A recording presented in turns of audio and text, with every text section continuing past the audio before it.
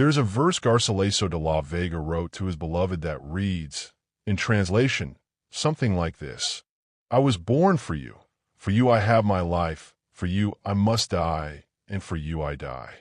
Centuries later, critics would note, with a kind of quiet astonishment, that those lines seem to have been written after the poet had already fulfilled the promise.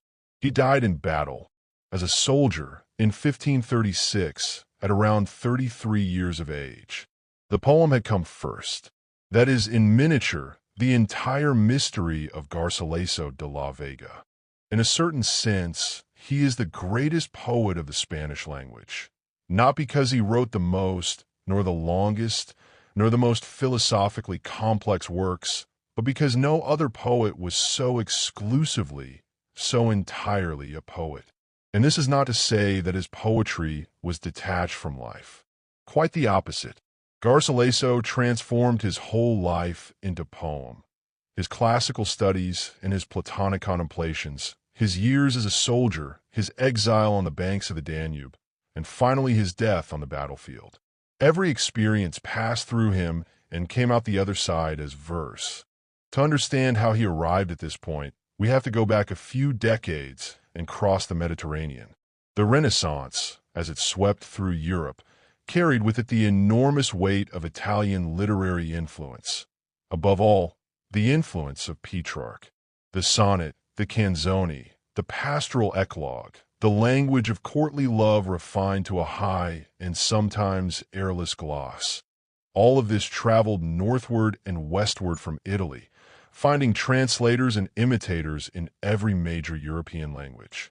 In Spain, the man who opened that door was Juan Boscan, a poet of modest genius who had been decisively converted to the Italian manner by the Venetian diplomat Andrea Navaggero and by his friend Baldassare Castiglione.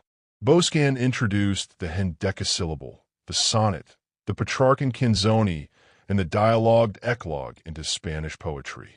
He also translated Castiglione's book of the courtier into Castilian, a work that defined the human ideal of the era, the figure of the perfect Renaissance gentleman, soldier, humanist, lover, man of letters. But Boscan's true masterpiece, it has been said, was not his translation. It was his disciple, Garcilaso de la Vega. His great poems are the eclogues. The first eclogue, which opens with the line El dulce lamenter de dos pastores, the sweet lamenting of two shepherds, and moves through those celebrated verses Corrientes aguas, puras, cristalinas, arboles que oas estes mirando in ellis, verde prado de fresca, sombrelino, clear and pure running waters, trees gazing at themselves in the stream, a green meadow full of cool shade. These lines evoke the entire atmosphere of bucolic poetry, but the verbal music of Garcilaso is unmistakable. It belongs to no one else. For modern readers, one thing in Garcilaso can feel strange: his sense of nature. His rivers and meadows and forests seem like theatrical backdrops, not living landscapes. But this is not a flaw. It is the precise expression of his Platonism. Garcilaso does not identify with nature as the Romantic poets would later do. He does not project his soul onto the river. For him, the river and the meadow and the wind are decorations of the divine, glimpses through which the poet intuits the eternal world of ideas. The shaded place, the gentle wind, the sweet fragrance of that flowering soil are not descriptions of a real field. They are premonitions of beatitude among the Platonic ideals of all places, all winds, all flowering soils.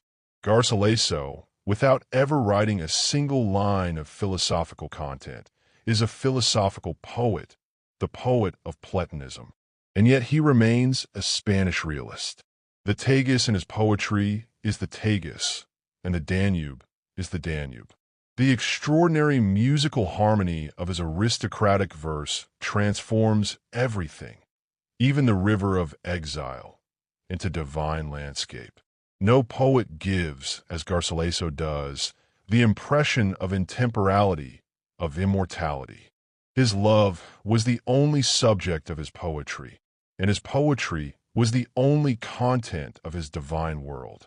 Death, for this man in love, inspired no anguish, because in Garcilaso, the identification between the beloved woman and divine beauty, which in other Petrarchan poets is a convention, is the most natural thing in the world. Now, Garcilaso did not exist in isolation. He was part of a European phenomenon, the spread of Petrarchism across all the major literary cultures of the 16th century. Boscan and Garcilaso in Spain, Sá de Miranda and Luís de Camões in Portugal, Pierre de Ronsard and Joachim du Bellay in France, Sir Thomas Wyatt, Earl of Surrey, and later Sir Philip Sidney in England. All of them absorbed the Italian tradition and transformed it into something of their own.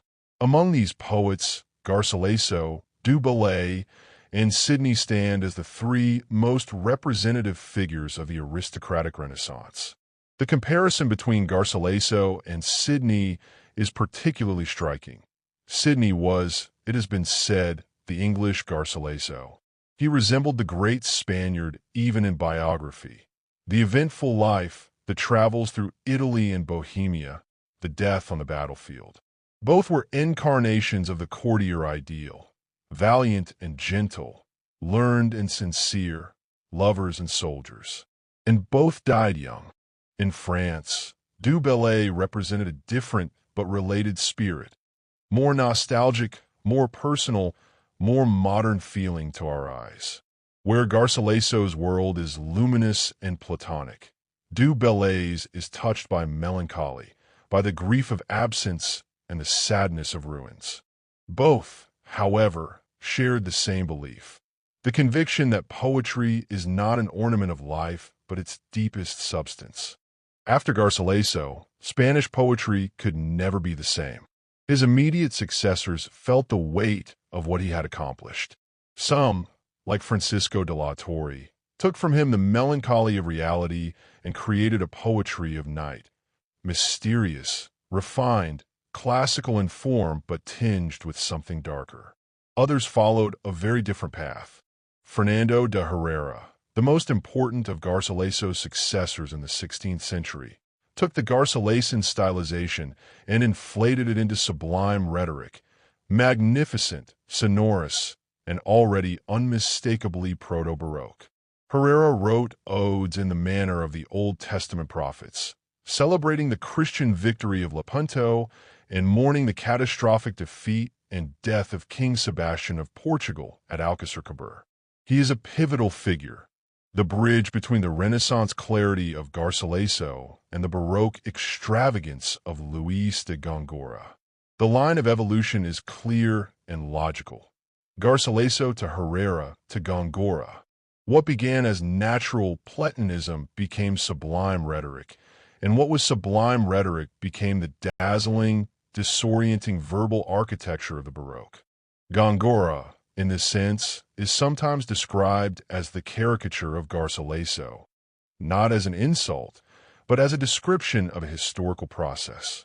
Just as Sieur du Bardous was the caricature of Ronsard in France, Góngora intensified and condensed all the tendencies latent in Renaissance lyricism until they exploded into something new.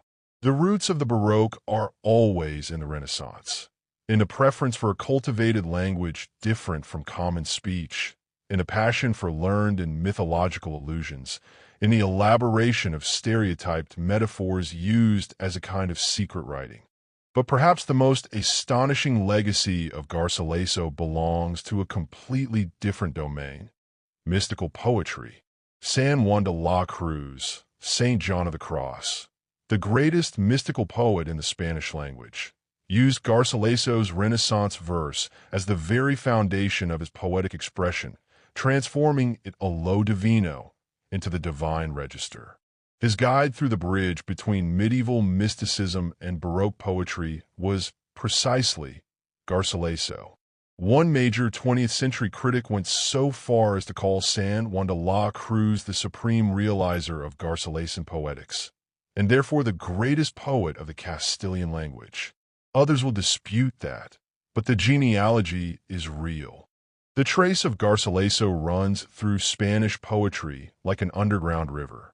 In the 20th century, Juan Ramón Jiménez, who would win the Nobel Prize, deliberately shed centuries of poetic history to return to Garcilaso, to what he called El Rio Divino, the divine river. He published poems of crystalline purity with verses like Rio de Cristal, Dormido y Encantado, a sleeping, enchanted river of crystal, as though the whole Baroque and Romantic tradition between him and the 16th century had simply been washed away. Rafael Alberti, one of the great Spanish poets of the generation of 27, seemed at moments destined to become what some called a new Garcilaso, a Garcilaso for the people.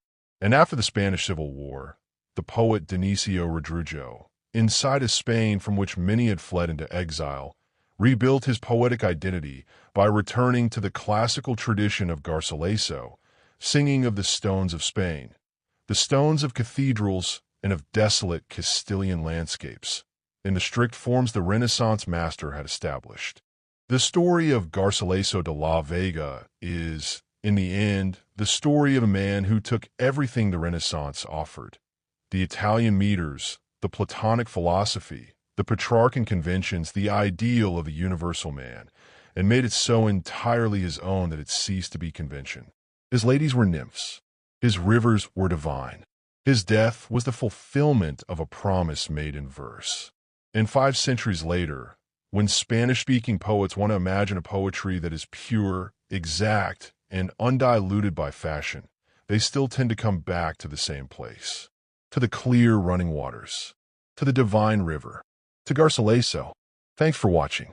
If you enjoyed this video, don't forget to like it and subscribe to the channel. The sources used are in the description. And see you next time with another human story.